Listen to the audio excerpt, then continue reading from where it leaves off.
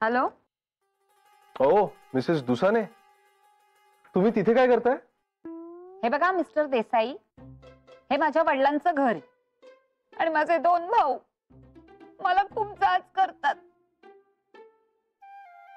पण माझे वडील म्हणाले तुम्ही अजिबात घाबरू नका, मी आहे, मी बघतो. अच्छा, जाच करतात. आम्ही जाच करतो तुला. नाही तू थांब तिथेच, तुला आल्यावर बघतो मी. अरे नाही रे, विजयाचं एक्झिबिशन होतं ना, मग जरा तिला मदत करत होते. कोण तू? विजयाला मदत? हो का? तू ट्रेनिंग घेऊन आलीस म्हणजे तुला विजयापेक्षा जास्त यायला लागलं का? हे असं काही नाहीये, जरा आपला टाइमपास रे. अच्छा शाब्बास. तू टाइमपास कर तिकडे. आणि तुझे ते 200 ट्रेस कोण करणार? तुझे भाऊ? हो, आणि तो बोका. एक काय रे, मला आल्या आल्या कामाला काय झुमताय? जरा मला मुक्त विहार करू दे की. एकदा आधीच 10 दिवस ना त्या ट्रेनिंग मध्ये अगदी शिस्तीने वागले रे मी. हे आता लगेच हे काम बिम नका रे सांगू. आणि काय रे, त्याच्या बायकोशी बोलायला फोन केला असेल ना? हो. पण ती नानामाईंच्या रूम मध्ये आहे आणि बहुतेक तिचा फोन तुमच्या रूम मध्ये आहे. मग देऊ का फोन? देऊ तिला? नाही नाही, नको नको, मी करतो तिला नंतर. बरं ऐक, विजयाला मदत कर. कारण काय, तुझे सगळे ट्रेस तीच करून देणार आहे ना नंतर तुला. ए आदित्य, फोन ठेव खाली, चल. ए अर्चू, काय हे? मदत करायला आलीस ना आणि फोनवर काय गप्पा मारतेस? चल ठेव फोन, बाय. बावळट कुठे करता? काय ग, काय म्हणत होता? जसं काय मला काही येतच नाही म्हणे, विजयाच सगळे ट्रे पूर्ण करणार. मग बरोबरच बोलला तो. विजया घ्या, गरम आहे. संजीवनी, डोक्यात एक आयडियाची कल्पना आली. काय? आपण त्या मनोज आणि चित्रासारखं भांडून बघूया काय? हा, आता हे काय नवीन कोय? म्हणजे या सगळ्या मागची मनोजची मानसिकता कळते का बघूया. नाही असं काय आहे ज्यामुळे मनोज चित्रासारख्या सरळ मुलीशी असा वागतो? अरे पैसा म्हणावं तर तो भरपूर मिळतोय, चित्राचं प्रेम आहे त्याच्यावर. नाही आपण थोडेफार बोललो त्याला, पण कौतुकही भरपूर केलं की त्याचं. हो ना, आपल्यावरही घसरलंय. ते का असं? मी ना विचार करून करून दमले आता. हा मुलगा असं का वागतो हे मलाही कळेन असं झालेलं आहे. छे, अहो आपल्याला जुमानत नाही तर त्या बिचाऱ्या चित्राची काय अवस्था होत असेल त्याच्या समोर. कसा संसार करणारे देवास ठेव. मी काय म्हणते, सुरेशराव म्हणतात तसं आपण करूया का? म्हणजे त्याच्या भावाच्या कानावर सगळी परिस्थिती घालायची का? काय थोडं थांबूया, सतीशशी बोलतो, मग ठरवूया काय. बर, आपल्याला सगळ्या जगाची काळजी. तू आधी हाताची काळजी घे. जगाची काळजी करते. घेते, होईल आता बरा. आणताय ना खायला? हो आणतायत आणतायत. हो आलेच नाना. नानासाहेब, आपली उत्सुकता ताणता येतो, पण तुम्ही सुद्धा ग्रेट आहात. हे बघा काय काय अजीब अजीब असं पदार्थांचं रसायन करत असताना गंमत हो. सुरेशराव, आमच्याकडे ना खवय्ये आहेत, खवय्ये, खादाड बोके आहेत देसाई. फक्त गंमत काय माहिती का सुरेशराव, खातो आम्ही, मानवतो यांना. झालं, कुठून आहे ना माझ्यावर गाडी घसरायची यांची. इकडे घसरा होता गाडी. होय, घ्या ग मुली, तुम्ही हे घसरा. घ्या ग तुम्ही पण. झक्कास, झक्कास नानासाहेब, कमाल आहे. वा वा. मला काहीतरी सांगायचं होतं. काय ग? मी परत जाते आज माझ्या घरी.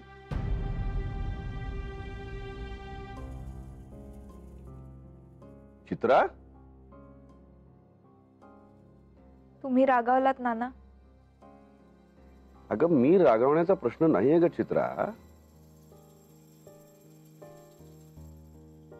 मनोज ज्या पद्धतीने तुझ्याशी वागलाय ना, त्या पद्धतीने कुठल्याही पुरुषाने एखाद्या बाईशी किंवा बाईने पुरुषाशी वागता कामा नये. अगं बेसिक रिस्पेक्ट नावाची काही गोष्ट असते की नाही? माणूस अगदी कितीही चिडला, रागावला, तरी त्यांनी समोरच्याशी बोलताना तो बेसिक रिस्पेक्ट लक्षात ठेवायलाच हवा. आणि तसं नसेल ना तर त्या माणसाच्या मनामध्ये विचारांमध्ये काहीतरी गडबड आहे आणि ती गडबड दूर केल्याशिवाय किंवा दूर झाल्याशिवाय अशा माणसाशी व्यवहार करताना 10 वेळा विचार करायला हवा. आणि तुझं मनोजशी नातं काही व्यावहारिक नातं नाहीये ग, भावनिक नातं आहे तुमचं.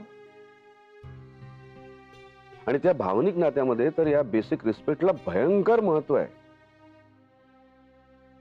अरे चुका प्रत्येकाच्याच हातून होतात, पण नाना प्लीज रागावू नका, पण मला वाटतं की मनोजसाठी त्याचा स्वाभिमान सगळं काही आहे. स्वाभिमान दुखावला गेला ना की तो खूप बिथरतो आणि त्यापायी स्वतःच सगळ्यात जास्त नुकसान करून घेतो. त्याला भानच राहत नाही कसलं. एक्झॅक्टली, त्याला कसलंच भान राहत नाही, हाच तर प्रॉब्लेम आहे. आणि त्याला ते भान येईपर्यंत तू परत जाऊ नयेस, एवढंच मला वाटतंय. आत्ता आत्ता तू निग्रहानं त्याच्यापासून दूर राहिलीस ना तर माझी खात्री आहे तो भानावर येईल.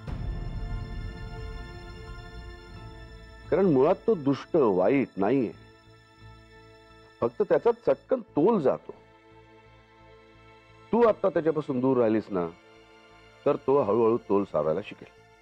पण मी त्याला तोल सावरायला मदत करेन ना.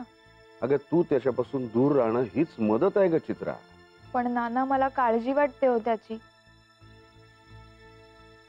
अशा वेळी मी त्याच्या जवळ असायला हवं.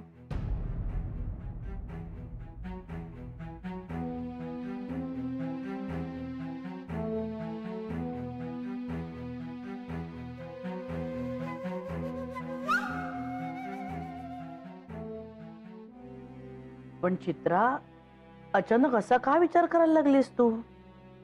अगं हे सांगतायत ना ते अगदी बरोबर आहे. पण माई, तुम्हीच म्हणता ना समोरच्याला एक संधी द्यायला हवी, क्षमा करायला हवी. अगं हो, पण अगदी बरोबर आहे बाळा तुझं, पण ही सगळी जी तत्व असतात ना ही अशी आंधळेपणाने सरसकटपणे सगळीकडे लावायची नसतात ग. त्याला काही तारतम्य हवं की नाही. ते बघ, त्याला त्याची चूक कळल्यावर तू त्याला क्षमा करायलाच हवीस, हे अगदी बरोबर आहे. पण त्याला त्याची चूक करण्याआधीच जर का तू क्षमा केलीस तर याचा अर्थ वेगळा निघतो ना. तू त्याला क्षमा करत नाहीस तर तुझ्या चुकीची कबुली देतेस असा ग्रह करून बसेल तो, आणि मग मात्र सगळीच गडबड होईल. पण मला जायचंय ना, प्लीज. म्हणजे मी जर स्वतःहून गेले तर तो नक्की चांगला वागेल, खात्री आहे मला.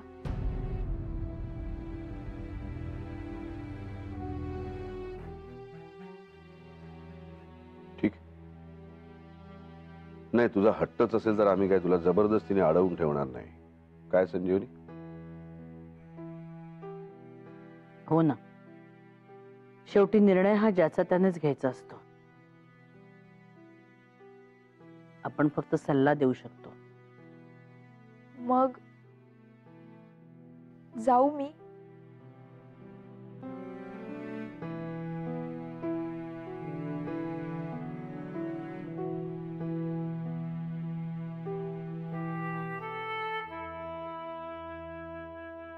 जा.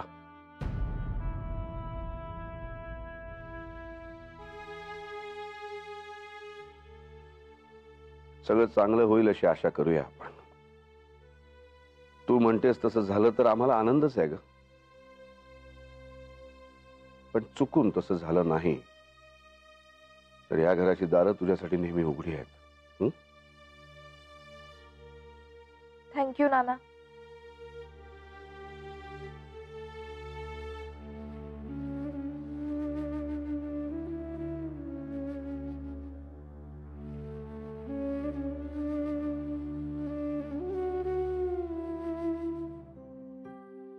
अर्चू, माझी निळी फाईल आहे ना ती बॅगवर काढून ठेव.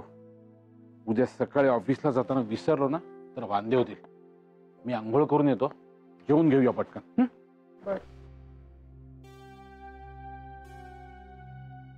काय ग अर्चू, आज माझी 5 वाक्य आणि तुझा फक्त एकच शब्द? बर, एवढंच?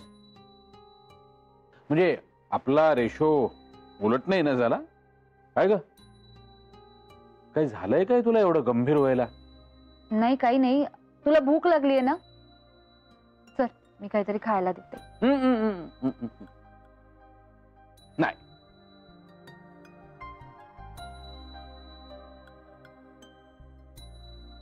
अर्चू, जोपर्यंत काय झालंय हे तू मला सांगत नाहीस तोपर्यंत मला काहीही नकोय. बोल, काय झालंय? अरे अरे वगैरे काही नाही. अर्चू, मला सांग, कोणाशी भांडण झालंय का? तुला कोणी काही बोललंय का? नाही ना?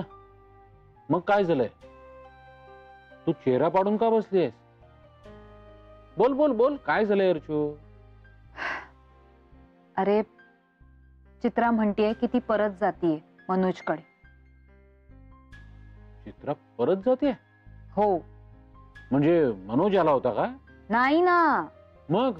अरे तेच तर काही कळत नाहीये, म्हणून मी अपसेट आहे.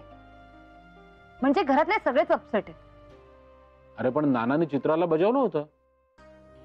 त्या दिवशी मनोज ज्या प्रकारे बोलला त्यावरून जोपर्यंत मनोज स्वतःहून आपली चूक कबूल करत नाही तोपर्यंत चित्राने तिकडे जायचं नाही. इतकंच कशाला, मनोजला पण ठणकावलं होतं, जोपर्यंत तू चित्राची माफी मागत नाहीस तोपर्यंत चित्रा तिकडे येणार नाही. मग का जाती ही तिकडे? अरे तेच तर कळत नाहीये. चित्रा म्हणतेय की मी घेईन सगळं सांभाळून. मनोजचा म्हणे इगो दुखावला गेलाय आणि त्यानं आता तो स्वतःचं काहीतरी नुकसान करून घेईल, म्हणून म्हणे मला जायलाच हवं. नाही पण अर्चू, हा सगळा प्रकार नानांना माहितीये का? हो माहितीये. त्यांनी सांगितलं सुद्धा, खूप समजावलं. पण शेवटी मग ते सुद्धा म्हणाले की जर तुझा हाच निर्णय असेल तर मग आम्ही नाही अडवणार. खरं आहे. तुला जर मनापासून वाटत असेल की तू जर गेलीस तर तुझा संसार सावरेल तर मग तू जा. हा, उद्या जर काही म्हणजे असं होऊ नये, पण जर काही वेडवाकडं झालं, उलटसुलट घडलं तर या घराची दारं तुझ्यासाठी सदैव उघडी आहेत. अरे पण ही चित्रा सुद्धा अशी कशी रे? जरा धीर नाहीये का तिला? तो मनोज हिचा इतका पाण उतारा करतो, पदोनपदी अपमान करत असतो, तर ही चालली आपली लगेच. त्याचा इगो आहे, मग हिला नाहीये का इगो? हिला स्वाभिमान नाही? नाही, कबूल आहे, प्रेमात माणसाने शरण जावं, इगो बिगो बाजूला ठेवावा. पण अरे सतीश, ही आता त्या मनोजच्या इगोलाच शरण जाते रे.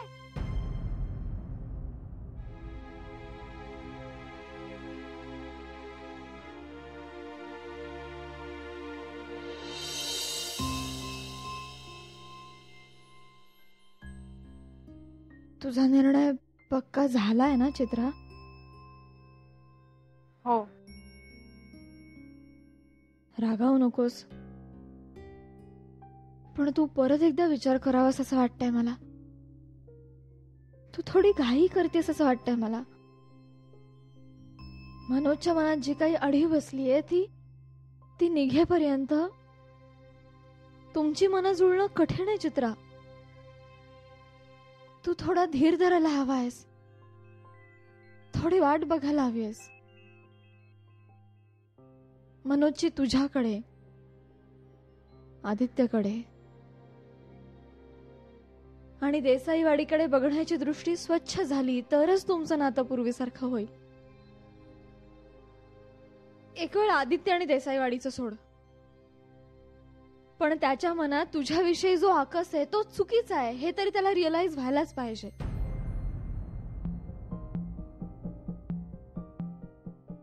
बघ, म्हणजे मी काय लादत नाहीये तुझ्यावर, पण प्लीज तू पुन्हा एकदा विचार करावास असं वाटतंय मला. थोडी घाई होतीये ग चित्रा. त्याच्याकडून काहीतरी हालचाल व्हायला पाहिजे ना ग. निदान त्याचा एखादा फोन तरी यायला हवा की प्लीज तू परत ये म्हणून. त्याच्या मनात जर राग बसलेला असेल तर तुमचं आत्ताचं पॅचअप तात्पुरतं होईल आणि मूळ प्रॉब्लेम तसाच राहील. प्लीज मेघना, मला अडवू नकोस. मला जायलाच हवं. कारण मनोजसाठी ना त्याचा इगो सगळ्यात महत्वाचा आहे आणि मी नेमका तोच दुखावलाय. त्यापायी ना तो स्वतःच सगळ्यात जास्त नुकसान करून घेईल आणि घेतच असेल, माहितीये मला. खात पीत नसेल वेळेवर, रात्रभर वाचत बसत असेल. एकदा का मी गेले ना की सगळं काही व्यवस्थित होईल. मला लवकरात लवकर जायला हवं मेघना. प्लीज मला अडवू नकोस. आदित्य आला की त्याचा निरोप घेऊन निघेन मी.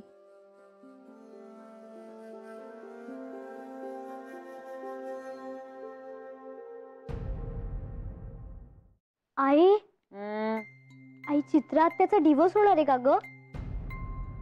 काय? तुला कोणी सांगितलं? नाही, आम्हाला तिघांना असं वाटलं. मला, पल्लव आणि साक्षीला. नाही म्हणजे हे सगळं कशावरून कन्क्लुजन काढलं? अगं आई, ते अष्टविनायक सोसायटी मध्ये राहत होते ना जॅकेटवाले काका, त्यांच्या मुलीचा डिवोर्स झाला. आणि ना ती मीनूच्या शेजारीच राहते. तिने आम्हाला सांगितलं. तिला ना स्टॉपवर सोडायला यायची. आणि हो, ती एकदम चित्रा आत्यासारखी दिसते. हो, पण चित्रा आत्याचा डिवोर्स होणार नाहीये. हा, हे बाकी खरंय की आता तिचं आणि मनोज दादाचं पटत नाहीये, थोडस भांडण होतंय कधी कधी, पण ते प्रयत्न करतायत एकमेकांची पटवून घेण्याचा. म्हणजे बेंचवरचे पार्टनर्स भांडतात तसेच ना बाबा? अगदी तसंच, करेक्ट आहे.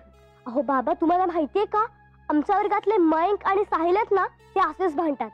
हो, अहो त्यांनी बाकाच्या मध्यभागी रेष मारून ठेवलीये.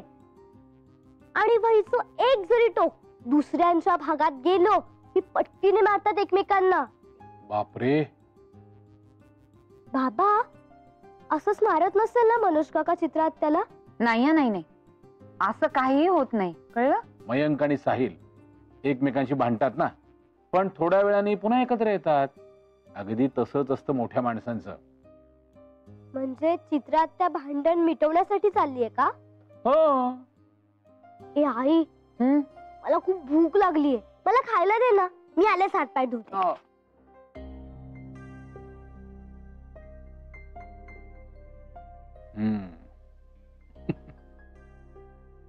अर्चू, एक गोष्ट लक्षात ठेव, लहान मुलांशी कुठल्याही विषयावर जेवढं म्हणून खरं बोलता येईल ना तेवढं बोलायचं. आता तू मयूला जर का गप्प बसवलं असतंस तर तिच्या डोक्यात हा विषय सतत राहिला असता. बाहेर जाऊन मित्रमैत्रिणींशी याच विषयावर बोलत बसली असते. पण आता बघ, तिच्या डोक्यातून हा विषय भले तात्पुरता असेल पण कुठल्या कुठे निघून गेला. मुलांची एक सायकोलॉजी असते, त्यांना सतत हे वाटलं पाहिजे की आपले आई वडील आपल्याशी बोलताना आपल्याला विश्वासात घेतात. त्याला खूप महत्व आहे. सतीश, किती अवघड असतं नाही हे वय? अर्ध कच्च म्हणावं तर कळत असत किंवा नसतं सुद्धा. पण मयूशी नेमकं कसं वागावं, कसं बोलावं याची करेक्ट नस सापडलीये तुला. गुड.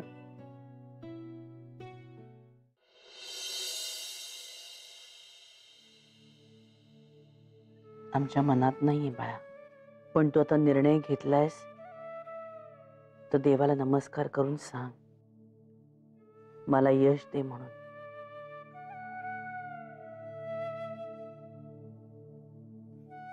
आणि पुढच्या येशील ना मनोज बरोबर, तेव्हा हसत खेळत आनंदाने येशील, होय ना? हो माई. तुझा निर्णय पक्का आहे ना बाळा?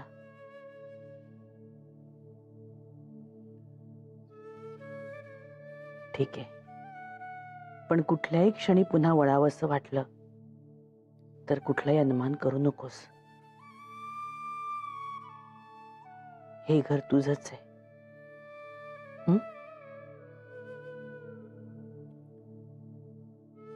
सांभाळून जा, सगळं काही व्यवस्थित होईल.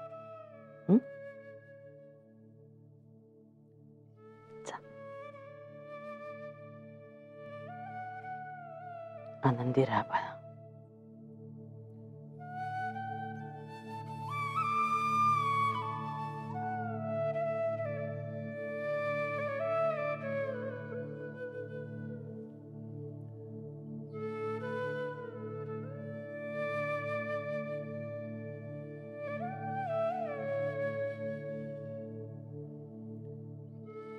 यश दे बाबा पोरीला.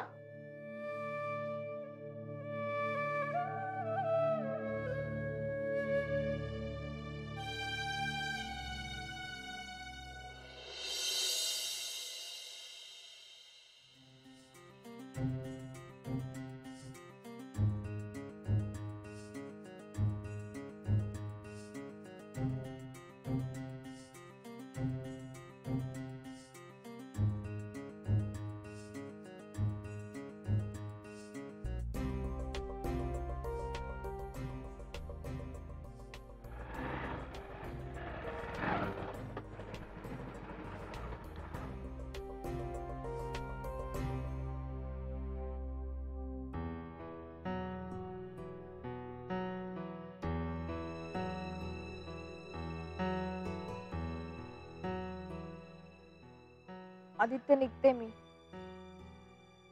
मेघनाने सांगितलं मला फोनवर.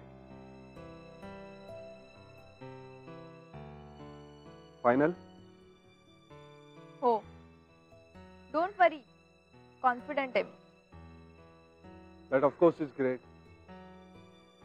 पण चित्र, मनोजच्या मनात काहीही असू देत, आणि तूच म्हणतोस ना की प्रेमात कधीही इगो मध्ये आणायचा नसतो. मग हो, पण चित्र दरवेळी. आदित्य, माझा इगो बाजूला ठेवते ना मी. ओके